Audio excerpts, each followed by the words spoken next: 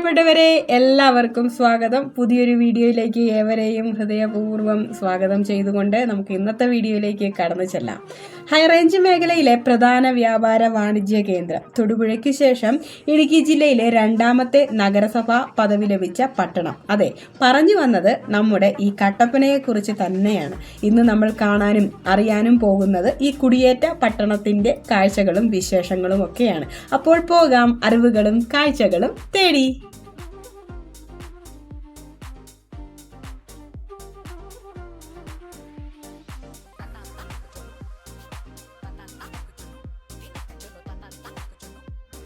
ഇന്ന് ഇടുക്കി ജില്ലയിലെ പ്രധാന വാണിജ്യ കേന്ദ്രമായി അറിയപ്പെടുന്ന കട്ടപ്പനയ്ക്ക് 50 വർഷത്തെ സാംസ്കാരിക ചരിത്രമേ ഇന്ന് അറിയപ്പെടുന്നുള്ളൂ.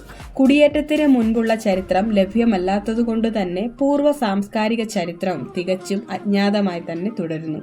1951 ഇവിടേക്ക് വ്യാപക കുടിയേറ്റം നടക്കുന്നത്. കോട്ടയം, ചങ്ങനാശ്ശേരി, റാന്നി, പാല പ്രദേശങ്ങളിൽ നിന്നുമാണ് ഏറെ കുടുംബങ്ങൾ ഹൈറേഞ്ചിലെത്തുന്നത്.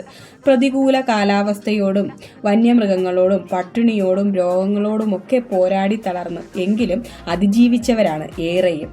ആ അതിജീവനത്തിന്റെ ഫലമാണ് ഇന്നത്തെ നമ്മൾ കാണുന്ന ഹൈറേഞ്ച്.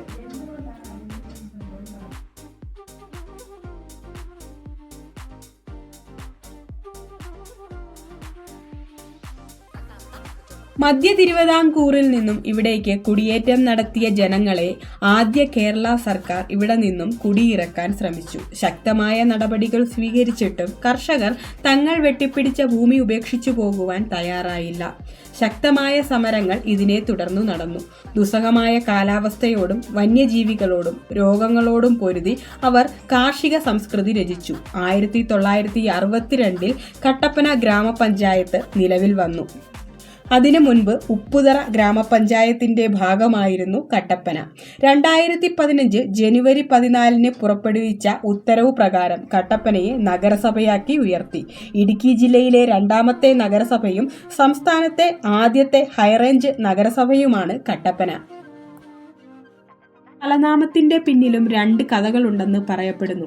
ഇന്നത്തെ ഇടുക്കി കവല ഭാഗത്ത് ഭീമാകാരമായ പുന്നമരം വളർന്നു നിന്നിരുന്നുവെന്നും ആ മരം നിമിത്തം കട്ടപ്പുന്ന എന്ന പേര് സ്വീകരിച്ചതായും, അതല്ല നിറയെ പനകൾ ഉണ്ടായിരുന്ന സ്ഥലമായിരുന്നു ഇവിടം, അതുകൊണ്ട് തന്നെ കൂട്ടപ്പനയിൽ നിന്നും കട്ടപ്പന എന്ന പേരുണ്ടായതായും പറയപ്പെടുന്നു. ചരിത്രാതീത കാലം മുതൽ ആളുകൾ ഇപ്പോൾ കട്ടപ്പന ഗവൺമെന്റ് കോളേജ് സ്ഥിതി ചെയ്യുന്ന സ്ഥലത്ത് താമസിച്ചിരുന്നു എന്നും അതിനുള്ള തെളിവുകളായി ശിലായുഗ ഉപകരണങ്ങൾ നൂറ്റാണ്ടുകളുടെ പഴക്കം ചെന്നവ അവിടെ നിന്ന് ലഭിക്കുകയുണ്ടായി. അതിലൊന്നാണ് വലിയ നന്നങ്ങാടികൾ. ഇവയൊക്കെ ഇതിനുള്ള തെളിവുകളായി അവശേഷിക്കുന്നു. എഴുതി വച്ചിട്ടില്ലാത്ത ചരിത്രമാണ് കട്ടപ്പനയ്ക്കുള്ളത്. സമുദ്രനിരപ്പിൽ നിന്നും ഏകദേശം 900 മീറ്റർ ഉയരത്തിലായാണ് കട്ടപ്പന സ്ഥിതി ചെയ്യുന്നത്. കട്ടപ്പനയുടെ സമ്പദ് വ്യവസ്ഥ പ്രധാനമായും കുരുമുളക്, ഏലം, കാപ്പി, കൊക്കോ മുതലായ കൃഷിയെ ആശ്രയിച്ചിരിക്കുന്നു. പുല്ലുമേഞ്ഞ കുടിലുകളും ഏലക്ക, കുരുമുളക് തുടങ്ങിയവ സൂക്ഷിച്ചിരുന്ന പുരകളും മാത്രമുണ്ടായിരുന്ന പ്രദേശത്തു നിന്നും രൂപം കൊണ്ട് മലഞ്ചരക്ക് വ്യാപാരത്തിന്റെ തലസ്ഥാനമെന്ന് വിശേഷിപ്പിക്കാവുന്ന തരത്തിൽ വാണിജ്യപരമായി വളർന്ന് 22 വാർഡുകളുള്ള നാഗരിക സ്വഭാവമുള്ള പ്രത്യേക ഗ്രേഡ് ഗ്രാമപഞ്ചായത്തായി മാറിക്കഴിഞ്ഞിരിക്കുന്നു നമ്മുടെ കട്ടപ്പന. സർക്കാരിന്റെ കണക്കുകൾ പ്രകാരം ഏറ്റവും കൂടുതൽ ആസൂത്രണ ധനം കൈകാര്യം ചെയ്യുന്ന സംസ്ഥാനത്തെ എണ്ണപ്പെട്ട നഗരസഭകളിൽ ഒന്നാണ് കട്ടപ്പന. നാണ്യവിളകളുടെ വിലയെ ആശ്രയിച്ചാണ് ഇന്നും കട്ടപ്പനയുടെ സാമ്പത്തിക സ്ഥിതി നിലനിൽക്കുന്നത്. കട്ടപ്പനയ്ക്കടുത്തായി പ്രകൃതി രമണീയമായ പല വിനോദസഞ്ചാര കേന്ദ്രങ്ങളുണ്ട്. കല്യാണത്തണ്ട്, അഞ്ചുരുളി, മേട്ടുക്കുഴി തുടങ്ങിയ പ്രകൃതി രമണീയ ഗ്രാമങ്ങൾ കട്ടപ്പനയിലാണ്. ഹൈറേഞ്ചിലെ വിവിധ വിനോദസഞ്ചാര മേഖലകളിലേക്കുള്ള പ്രധാന ഇടത്താവളവും വിശ്രമ കേന്ദ്രവും കൂടിയാണ് ഇവിടം.